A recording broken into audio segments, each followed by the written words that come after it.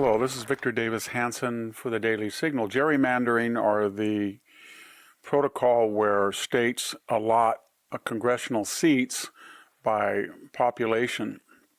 Is in the news recently, and some states do it transparently politically, depending on the makeup of their state legislatures. Others go through the operation, sometimes genuine, sometimes not so much, of having a nonpartisan body redistrict. It's very important because it's based on the census as well as within the state. The number of seats that the state is granted by the U.S. Census is then further determined how you draw the lines for congressional districts. And as you know, birds of a feather flock together, so you can do it regionally in a way that would favor one or the other party.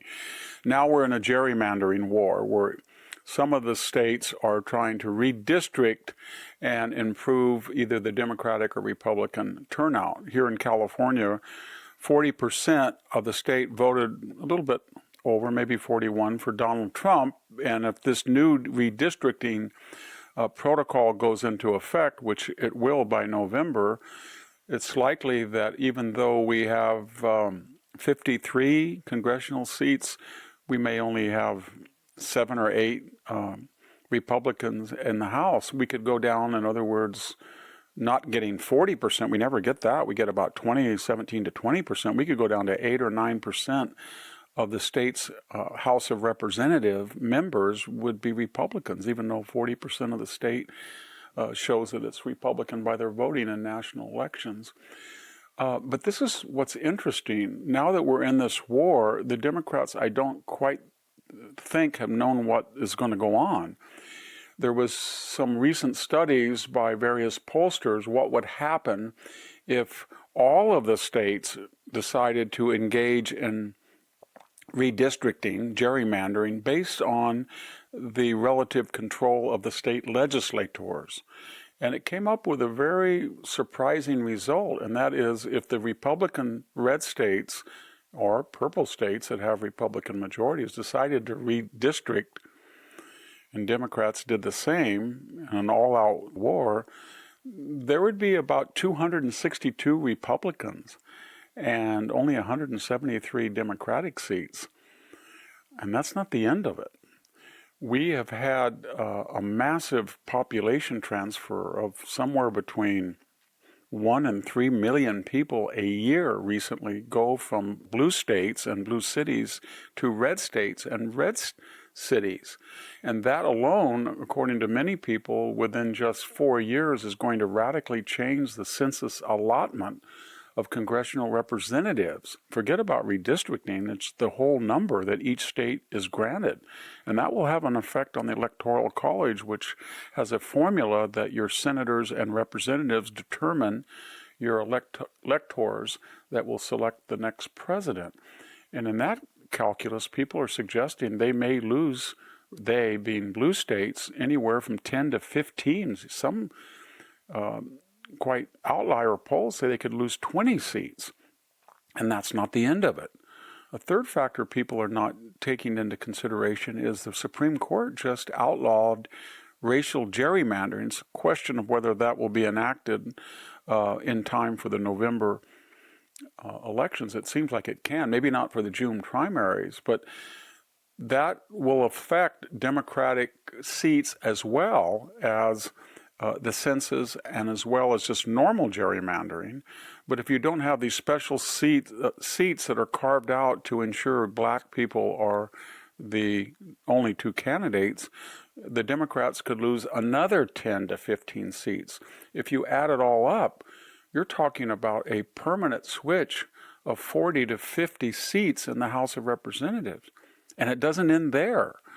If you look at the longer term demographics, whether you use number of births per 100,000 population, or you look at by family, what is the fertility rate of the average state? Is it 2.1, which is necessary for the replacement population?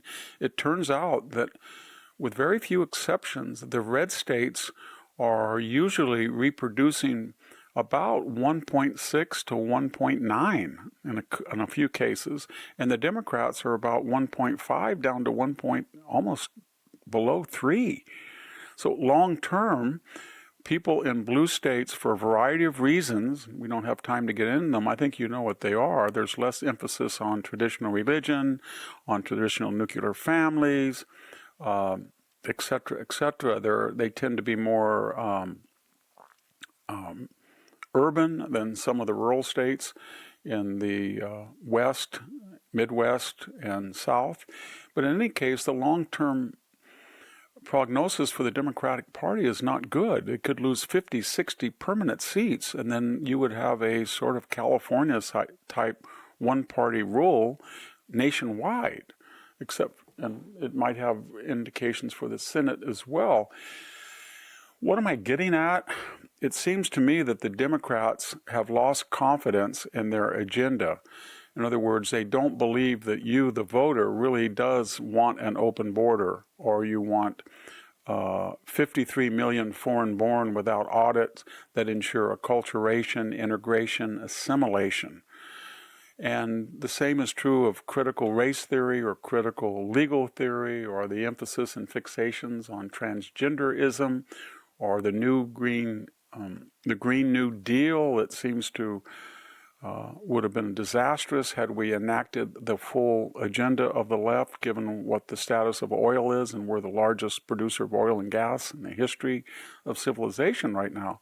You put it all together, and that message of the Democrats is not appealing.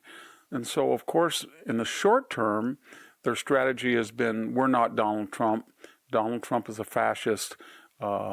And we're going to go demonstrate against Tesla and ICE and no kings, and we're going to try to put him in jail and impeach him a third time, all of that.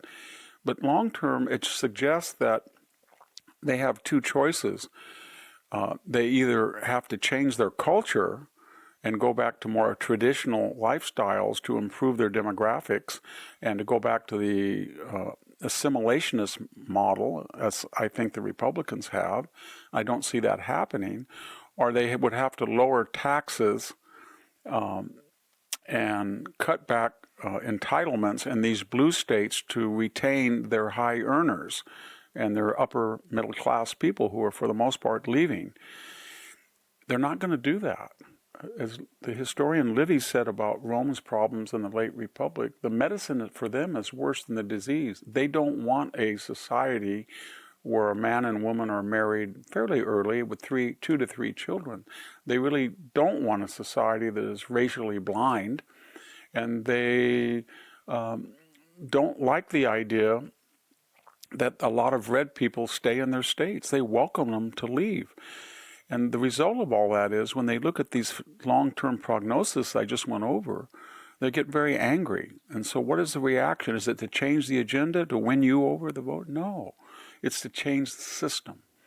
And so if you want to know why they want to get rid of the Electoral College, or why they want the census to count residents that could be here, in many cases are here illegally, maybe 30 million, if you want to know why they want to pack the Supreme Court, if you want to know why they want the National Voters Compact to de facto get rid of the Electoral College, if you want to know why they want to pack the Supreme Court, it is that their message right now does not appeal to 51%, and the demography of which a democracy and a constitutional republic are based on is not in their favor. So their only alternative is to find radical changes in the system of governance to allow their unpopular agenda to be, de facto popular. Thank you very much. It's Victor Davis Hanson for the Daily Signal. Thank you for tuning in to the Daily Signal. Please like, share, and subscribe to be notified for more content like this. You can also check out my own website at victorhanson.com and subscribe for exclusive features in addition.